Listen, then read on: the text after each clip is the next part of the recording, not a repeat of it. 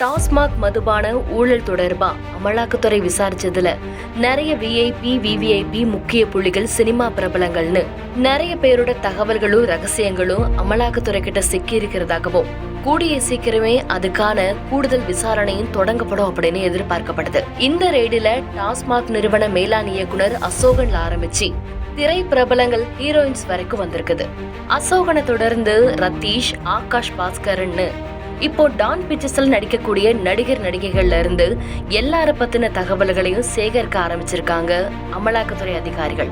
இதுல இப்போ ரொம்ப தீயா பரவிட்டு இருக்கிற விஷயம் என்னன்னா, ரத்தீஷ், ஆகாஷ் பாஸ்கரன் எல்லாரும் சேர்ந்து நடிகைகளுக்கு பணம் கொடுத்து ஒரு நாள் பார்ட்டிக்கு வரவழைச்சு நிறைய கொண்டாட்டங்கள்ல ஈடுபட்டதாக ஒரு தகவல் வெளியாகுச்சு.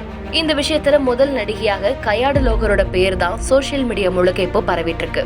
டிராகன் படத்து மூலமா பிரபலமான கயாடு லோகர் டான் பிக்சர்ஸ்லயே இப்போ அடுத்தடுத்து 2 படங்கள்ல கமிட் ஆயிருக்கிறாங்க.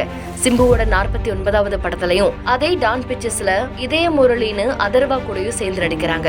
இப்படி இருக்கிற பட்சத்துல கயாடு லோகருக்கு 35 லட்சம் கொடுத்து பார்ட்டிக்கு வரவழைச்சதாக சொல்லப்பட்டுச்சு.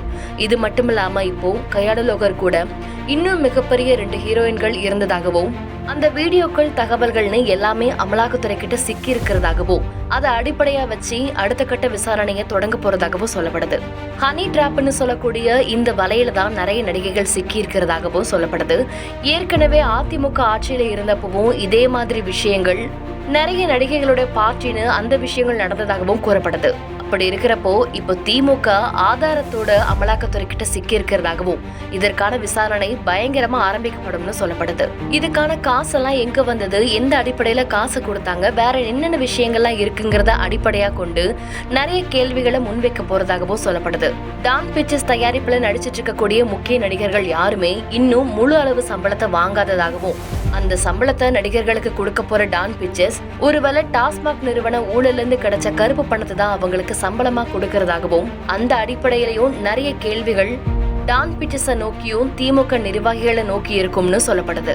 இந்த விசாரணை எல்லாம் கோடைக்கால விடுமுறை முடிஞ்சப்போ தக்க ஆதாரத்தோட ஆரம்பிக்கப்படும் அப்படின்னு சொல்லப்படுது. இந்த ரெய்டு விஷயத்துல கயாடு லோகர் பெயர் மட்டும் வெளிவந்திருக்கிற இந்த நிலையில இன்னும் இதுல சம்பந்தப்பட்ட மேலும் 2 கேரள நடிகைகள் பெயரும் வெளிவராம இருக்குது. அவங்க யாரு, அவங்களோட பெயர் விவரங்கள் வெளியே வருமா வராதான்னு அவங்கள பத்தின தேடுதல் முயற்சியில சோசியல் மீடியா தீவிரமா இறங்கியிருக்கு. செய்திகளை உடனுக்குடன் தெரிந்து கொள்ள கீழ்கண்ட கேபிள் மற்றும் டிடிஹெச் நெட்வொர்க்குகளில் எம்நாடு செய்தி தொலைக்காட்சியை காணுங்கள். பாதகம் செய்பவரை கண்டால் நாம் பயம் கொள்ளலாகாது பாப்பா. மோதி மிதித்து விடு பாப்பா, அவர் முகத்தில் உமிழ்ந்து விடு பாப்பா. அண்மை செய்திகளை உடனுக்குடன் தெரிந்து கொள்ள இணைந்திருங்கள் எம்நாடு தொலைக்காட்சியுடன்.